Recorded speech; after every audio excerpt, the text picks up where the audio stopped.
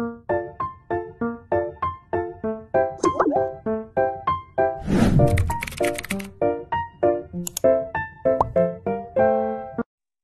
Assalamualaikum warahmatullahi wabarakatuh. Perkenalkan, nama saya Ufa Aulia, NIM 1904289.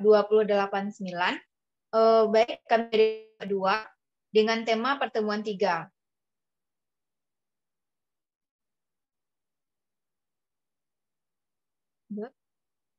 Dengan saya mengambil judul karakteristik perubahan organisasi sebagai upaya pengembangan organisasi di industri batik Laweyan Surakarta. Ini adalah biodata jurnal, dapat kita lihat pada layar. Selanjutnya kita masuk kepada latar belakang masalah.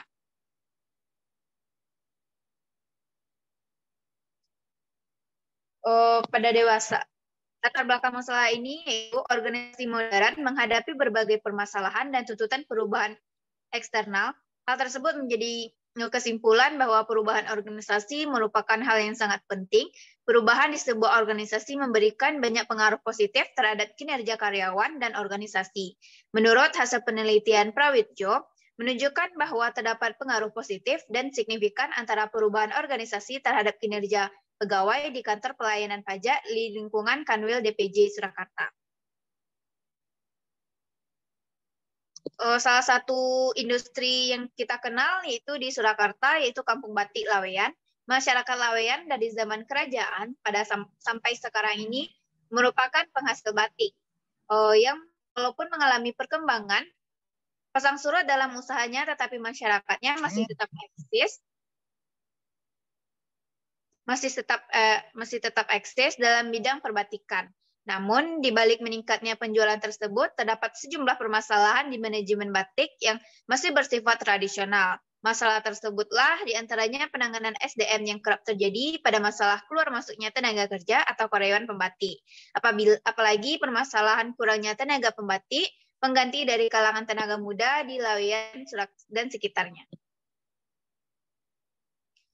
Mengingat kondisi ini, perlunya adanya penelitian pengelolaan perubahan strategi batik sehingga dapat diidentifikasi penyebab perubahan strategi, akibat, dan model pengembangan strategi perubahan sebagai upaya meningkatkan kinerja industri batik Laweyan Surakarta.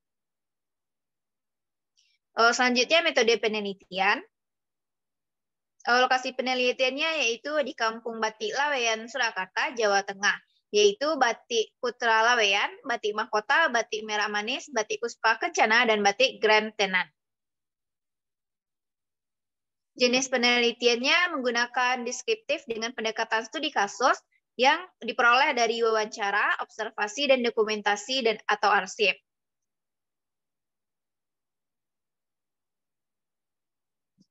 Sedangkan analisis data untuk mendapatkan data-data yang benar-benar valid, maka pemeriksaan keabsahan data menggunakan teknik triangulasi, yaitu pengecekan atau sebagai pembandingan terhadap data tersebut. Ya, dalam penelitian ini menggunakan triangulasi metode karena lebih ditekankan pada penggunaan metode pengumpulan data yang berbeda seperti observasi dan wawancara mendalam, dan bahkan lebih jelas untuk diusahakan mengarah pada sumber data yang sama untuk menguji kemantapan informasinya. Hasil temuannya, yang pertama, penyebab perubahan organisasi. Dapat terjadi melalui faktor lingkungan sekitar, karena pemenuhan kebutuhan dan selera konsumen, adanya persaingan dan kompetitor pengusaha batik, karena kondisi perekonomian di Indonesia yang fluktuatif, dan terakhir adanya masalah pendidikan dan kemampuan keuangan perusahaan batik. Next. Dampak perubahan organisasinya berdampak pada luas pasar dari penjualan produk, meningkatnya permintaan atau pemasaran yang diterima oleh industri batik, keamanan dan kenyamanan karyawan dalam bekerja, meningkatnya taraf kehidupan yang diakibatkan oleh kompensasi yang diterima, terjadinya efisiensi dan efektivitas waktu, serta tenaga yang digunakan, sebagaimana wawancara dengan salah satu karyawan. Yang terakhir, upaya oleh FPKBL dalam membangkitkan industri batik di Kampung Laweyan yang tidak bisa dilepaskan dari keuletan dan kegigihan pengurus dalam pengelola, serta mengembangkan kawasan. Lanjut. Terakhir, proses pelaksanaan perubahan yang terjadi di industri batik Laweyan secara umum adalah berkarakter sama, yaitu karakter tenang dan terstruktur secara evaluasi atau tahapan-tahapan. Tetapi ada beberapa perusahaan yang mempunyai karakter cepat, strategis, dan perubahan arah dan fokus bisnis, perubahan nilai-nilai dasar perusahaan, dan perubahan cara kerja. Selanjutnya, saran ke depannya. Bagi perusahaan batik di industri batik Laweyan, untuk menangani perubahan organisasi, maka memfokuskan pada upaya dikelompokkan pengusaha batik yang tergabung dalam FPKBL, baik penanganan perubahan individu ataupun secara organisasi. Hal ini sebagai upaya perubahan secara efektif. Selanjutnya, perubahan secara umum disebarkan pada pengusaha batik yang lain. Sedangkan bagi pemerintah Kota Surakarta siap diajak bekerja sama, bahkan mendukung sepenuhnya program perubahan organisasi seperti mengadakan pendidikan dan pelatihan kerja. Dalam hal ini, Balai Pelatihan Kerja, Lembaga Pelatihan, atau Dewan Kesenian dan Kerajinan Nasional Daerah, Dekranasda, Pemkot Surakarta juga menyerukan pada lembaga keuangan, baik konvensional maupun lembaga keuangan syariah untuk mendukung perubahan tersebut. Sedangkan bagi penelitian lain, objek penelitian bisa diperluas dengan menggunakan industri batik lainnya di seluruh Surakarta. Hal ini dikarenakan karakteristik perubahan organisasi lebih bervariatif dan lebih kompleks dan akan menghasilkan temuan penelitian yang lebih fenomena dan berguna untuk meningkatkan kinerja karyawan perusahaan. Sekian saja review jurnal dari saya. Saya kembalikan kepada moderator. Baiklah, yang selanjutnya, perkenalkan nama saya Irma Febrilia dengan NIM 2004-2221 dari Departemen Ilmu Administrasi Negara, Fakultas Ilmu Sosial Universitas Negeri Padang. Baiklah, saya akan mereview jurnal yaitu tentang pengembangan organisasi, tinjauan umum pada organisasi yang dibuat oleh Sandil, Neti Sunarti, dan Endah. Yang pertama itu pendahuluan. Berlangsungnya hidup suatu organisasi sangat tergantung kepada kemampuan dan kemajuan organisasi untuk dapat menyesuaikan diri pada perubahan lingkungan, baik itu terhadap lingkungan internal maupun lingkungan eksternal. Namun pada kenyataannya tidak seluruh elemen itu dapat berpengaruh langsung terhadap organisasi. Terkadang lingkungan organisasi dapat memperburuk dan menimbulkan gejala-gejala dampak negatif. Apabila tidak berjalan dengan baik ataupun sistemnya rusak, hal ini dapat menyebabkan terjadinya patologi organisasi atau penyakit organisasi. Dengan demikian, perlu adanya pembelajaran pengembangan organisasi demi terwujudnya harapan, cita-cita, dan tujuan organisasi tersebut.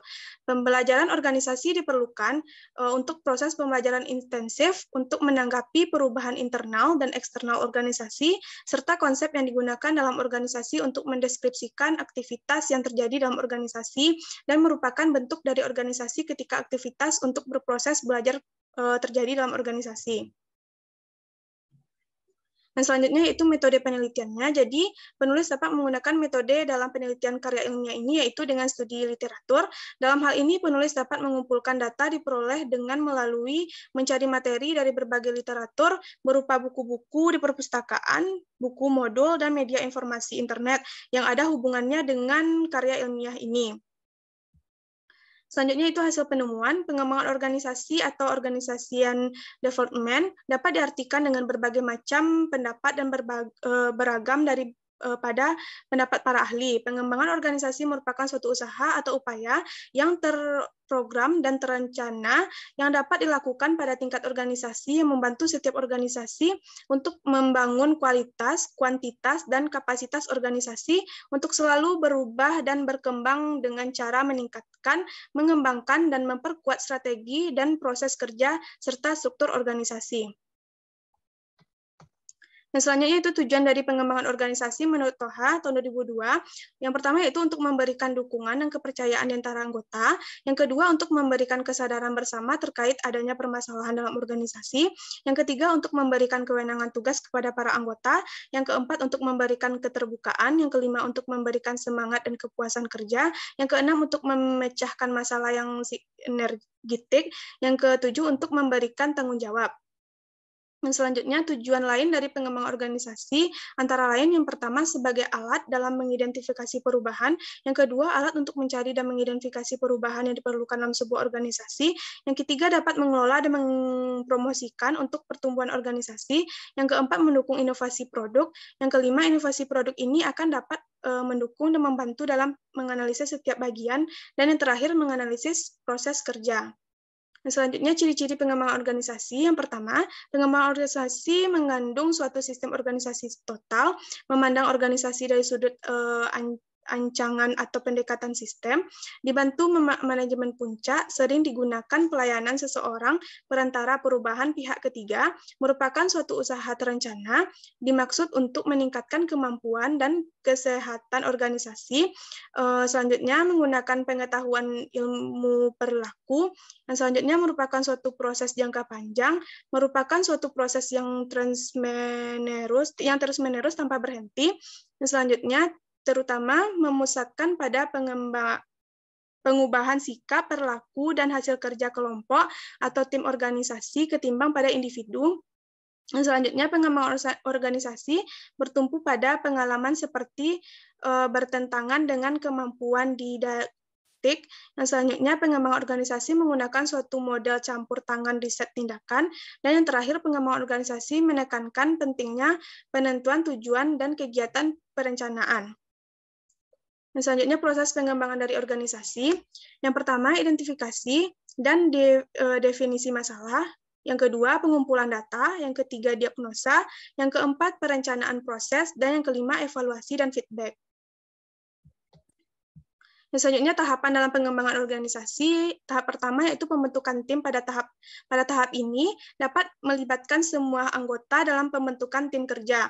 Yang kedua, brainstorming. Pada tahap ini dapat dimulai dengan melibatkan beberapa anggota untuk saling tukar-menukar pendapat dalam menentukan dan memutuskan norma atau aturan, etika kerja, pendelegasian, wewenang dan tugas, serta tanggung jawab jadwal pelaksanaan. Yang ketiga itu penyelarasan. Pada tahap ini, setiap anggota dari tim tersebut saling menerima dan mendengarkan semua yang terlibat dalam satu tim antara satu dengan yang lainnya. Yang keempat yaitu pelaksanaan. Pada tahap ini, semua anggota dan tim sepakat untuk melaksanakan program kerja. Yang kelima yaitu evaluasi atau monitor. Pada tahap ini diadakan evaluasi dengan melakukan penilaian kerja organisasi. Dan selanjutnya itu fase pengembangan organisasi. Jadi yang pertama ada mengadakan deteksi masalah. Yang kedua, menemukan diagnosis. Yang ketiga, analisis data dan umpan balik. Yang keempat, merancang investasi. Dan yang kelima, mengadakan evaluasi dan pengembangan. Macam-macam praktek pengembangan organisasi, membuat sistem project manajemen. Sistem manajemen project dapat dilakukan pada berbagai aspek proyek sejak pertama kali sampai akhir menjelang penutupan. Yang kedua, pelatihan layanan customer program ini diarahkan untuk meningkatkan keterampilan kerja pegawai dalam memberikan layanan kepada customer atau pelanggan. Yang ketiga, meningkatkan hubungan masyarakat. Dan yang keempat, manajemen perubahan dan talenta. Dengan adanya manajemen perubahan dan talenta ini, maka akan membantu para manajer dalam menilai tiap pegawainya. Arah pengembangan organisasi di masa depan, yang pertama yaitu perubahan individual, yang kedua perubahan individual ini terjadi karena adanya akuntabilisasi diri, yang ketiga visi milik bersama, yang keempat manajer harus membuat visi yang tepat dan jelas. Yang kelima, kerjasama antara berbagai organisasi. Dan yang keenam, kerjasama antara berbagai organisasi akan sangat diperlukan dan harus dipertahankan.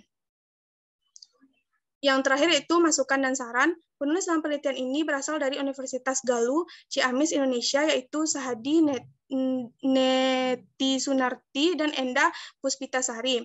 Sistematika penulisan tersusun dengan baik, mulai dari judul penelitian, nama penulis, abstrak, pendahuluan, kajian pustaka, hasil dan pembahasan, kesimpulan, serta daftar pustaka. Judul dari penelitian ini juga cukup jelas, akurat, dan tidak ambigu, dan penggambaran apa yang akan diteliti serta teori yang digunakan sudah cukup lengkap sesuai dengan metode penelitian, yaitu situasi literatur. Untuk lebih lengkap lagi, penulis juga bisa menambahkan literatur-literatur untuk dijadikan bahan pertimbangan dalam melakukan penelitian, karena dilihat dari daftar pustaka jurnal yang masih belum terdapat jurnal-jurnal penelitian terdahulu sebagai bahan perbandingan, karena dalam penelitian sumber daftar pustaka itu tidak hanya bersumber dari buku, tapi juga bersumber dari jurnal-jurnal, internet, sumber hukum, makalah, paper, surat kabar, majalah, dan lain-lain. Sekian yang dapat saya sampaikan. Terima kasih. Assalamualaikum warahmatullahi wabarakatuh. Baik, Assalamualaikum warahmatullahi wabarakatuh. Perkenalkan, nama saya Yuris Fadila Jazaki, NIM 1904-2207.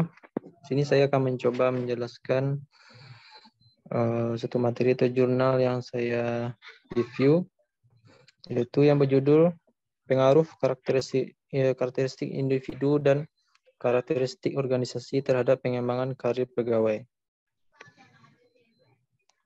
Yang pertama itu pendahuluan. Perkembangan teknologi dan ilmu pengetahuan yang sangat pesat membawa perubahan bagi pola kehidupan manusia. Hal ini membawa perubahan tersendiri bagi individu. Apalagi individu tersebut berada dalam lingkungan organisasi, maka harus dapat membenahi diri karena tidak akan tersisihkan dari rekan-rekannya. Agar eksistensi diri tetap terjaga, maka setiap individu menginginkan karirnya meningkat karena karir seseorang juga mempengaruhi penghasilan. Selanjutnya itu metode yang digunakan dalam jurnal ini yaitu metode proportional sampling, yaitu pengambilan sampel yang memperhatikan pertimbangan unsur-unsur atau kategori dalam populasi penelitian. Berdasarkan pengertian tersebut, maka dalam menentukan anggota sampel, mengambil wakil-wakil dari tiap kelompok yang ada dalam populasi yang jumlahnya disesuaikan dengan jumlah anggota subjek. Temuan yang dilakukan dalam jurnal ini yaitu memberikan implikasi strategik bagi pegawai bahwa karakteristik individu yang meliputi keahlian individu dalam melaksanakan pekerjaan sesuai dengan standar, tepat waktu, dan dapat memotivasi pegawai lainnya memiliki kemampuan memberikan bantuan kepada pegawai lainnya dalam menyelesaikan pekerjaan, mampu bekerja sama dengan pegawai lainnya, dan memiliki kemampuan dalam menuangkan gagasan dalam melaksanakan pekerjaan, menyebabkan meningkatnya pengembangan karirnya.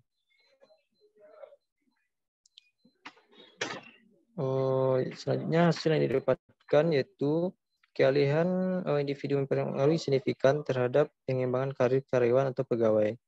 Kedua, sumber daya berpengaruh signifikan terhadap pengembangan karir karyawan atau pegawai. Yang ketiga, iklim organisasi tidak berpengaruh terhadap pengembangan karir karyawan atau pegawai.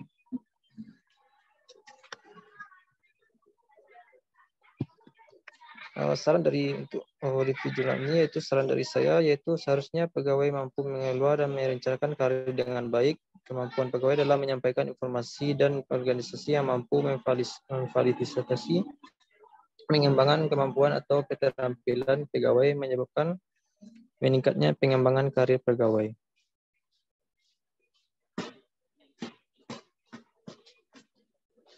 Masukan dari penulis saya itu penulis dari jurnal ini yaitu berasal dari Universitas Slamet Riyadi Surakarta bernama Anang Sujatmiko, Amin Wahyudi, Rahayu Triasti. Penulisan dari jurnal ini cukup baik dan tertata rapi sesuai dengan kaidah penulisannya. Judul dari jurnal ini yaitu pengaruh karakteristik individu dan karakteristik organisasi terhadap pengembangan karir pegawai pada PT Alam Damai Mitra Jaya Magetan. Jurnal ini memiliki teori pembahasan kajian metode yang akurat yang dapat menjelaskan secara spesifik oleh penulisnya. Dari jurnal tersebut memiliki kekurangan juga seperti kurangnya literatur pada waktu terdahulu dan juga harus ditambahkan literatur terdahulu tersebut agar memiliki banyak referensi literatur untuk pembuatan jurnal ini. Sekian pemaparan jurnal review dari saya. Terlebih terkurang saya mohon maaf. Wabillahi taufiq wal hidayah. Wassalamualaikum warahmatullahi wabarakatuh. Baiklah, Assalamualaikum warahmatullahi wabarakatuh. Perkenalkan, nama saya Indah Destiarani, NIM 19042136. Saya akan mereview jurnal tentang strategi pengembangan organisasi dalam upaya peningkatan kinerja pegawai Bapeda tingkat 1 Jawa Tengah.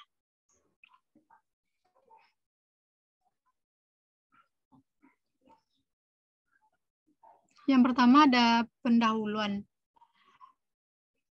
Perubahan lingkungan yang begitu cepat dan sulit diprediksi membawa implikasi terhadap timbulnya berbagai masalah yang dihadapi pemerintah. Konsekuensi logis dalam menyongsong otonomi daerah yang menitik beratkan pada daerah menjadikan Bapeda tingkat 1 Jawa Tengah memiliki wewenang, tanggung jawab dan beban kerja yang semakin besar. Upaya pembaharuan dan penyempurnaan merupakan suatu strategi perencanaan yang adaptif, pengembangan organisasi yang menuju perencanaan dan pemecahan suatu persoalan organisasi. Next. Selanjutnya ada metode penelitian. Penelitian ini adalah penelitian deskriptif dengan mengambil jenis penelitian studi kasus. Dalam penelitian ini, populasi yang digunakan adalah karyawan yang bekerja pada Badan Perencanaan Pembangunan Daerah di tingkat 1 Jawa Tengah.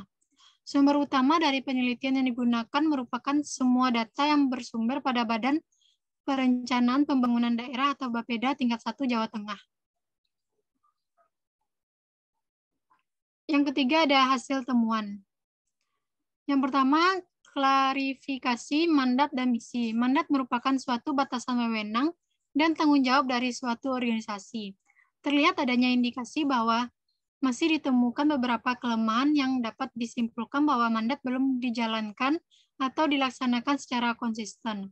Selain itu, berdasarkan pengamatan yang dilakukan terhadap implementasi kebijakan perencanaan pembangunan, menunjukkan adanya indikasi belum dijalankannya.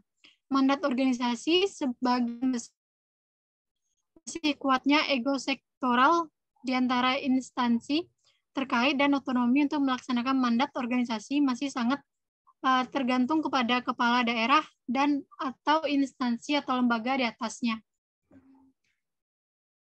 Yang kedua ada analisis SWOT. Yang pertama yang peluang, yaitu dilihat dari arah dan kecenderungan fenomena politik yang terjadi, yaitu komitmen Pemda dalam upaya memacu dan mempertinggi kualitas sumber daya aparatur. Yang kedua dilihat dari perkembangan dan kondisi ekonomi adalah struktur perekonomian daerah, dilihat dari laju pertumbuhan ekonomi Provinsi Jawa Tengah sangat kondusif, yakni sebesar 3,16%. Yang ketiga dilihat dari perubahan sosial yang berlangsung, yakni adanya motivasi dan pergeseran orientasi organisasi yang mulai menaruh minat terhadap penyusunan rencana strategi. Yang terakhir dari segi teknologi, penggunaan sistem operasi komputerisasi untuk pengelolaan data dan tugas administratif serta pemanfaatan internet secara parsial. Yang kedua ada ancaman, yaitu desentralisasi penyelenggaraan pembangunan yang mulai ditindaklanjuti dengan perencanaan dan pembangunan yang kurang terkoordinasi dan sejalan dengan daerah lain sebagai salah satu akibat pelaksanaan otonomi daerah yang kurang paham. Yang kedua, masih dilaksanakannya kegiatan perencanaan pembangunan yang dilakukan oleh satuan organisasi di lingkungan pemerintah Provinsi Jawa Tengah. Yang terakhir, pengalokasian anggaran aparatur Bapeda secara global pada 5 tahun terakhir yang perhitungannya dilihat dari proporsi belanja pegawai. Sebetulnya mengalami atau menunjukkan penurunan. Yang keempat ada kelemahan. Terbatasnya tenaga yang memiliki kemampuan dan kualifikasi dalam hal penyusunan perencanaan, strategi, dan implementasi pembangunan yang diperlukan bagi daerah-daerah. Yang kedua, komputerisasi tugas dan peran Bapeda maupun antar satuan organisasi belum tergarap dengan baik dan belum dimaksimalkan penggunaannya. Yang ketiga, pengolahan data belum tertata dengan baik. Keempat, masih belum melembaganya budaya kerja yang baik, karena masih ditemukan budaya kerja seperti menunggu perintah pimpinan, menunda pekerjaan, kurang inisiatif, dan etos kerja yang rendah, sehingga dirasakan kurang membawa manfaat. Yang kelima, kurangnya kegiatan perencanaan pembangunan yang menyeluruh sehingga mampu menjadikan acuan atau pedoman bagi pihak lain.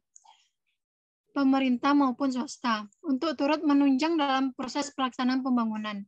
Yang keenam, model perencanaan pembangunan Bapeda Jawa Tengah lebih banyak bersifat pembekalan dan pembinaan, tanpa diikuti dengan pemantauan atau pengawasan, serta evaluasi pembangunan yang telah direncanakan. Yang ketiga, perumusan strategi.